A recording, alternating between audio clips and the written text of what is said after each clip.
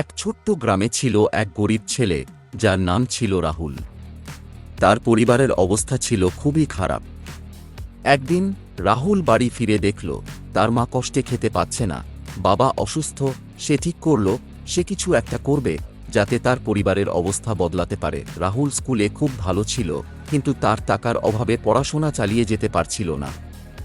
তবুও সে কখনো হতাশ হয়নি।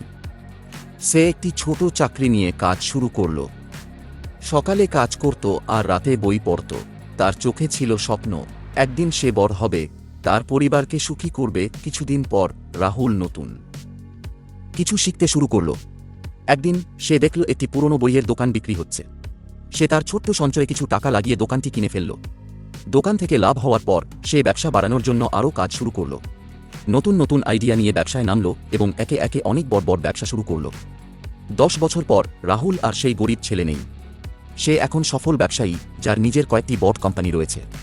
তার পরিবার এখন সুখে শান্তিতে বসবাস করছে।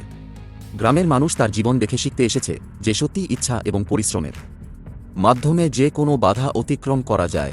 রাহুল এখন জানে জীবনের সবচেয়ে বড় সম্পদ হল স্বপ্ন এবং কঠোর পরিশ্রম। এভাবেই রাহুল তার স্বপ্নের সিঁড়ি বেয়ে উঠে এসে একজন বড়লোক হয়ে গেল।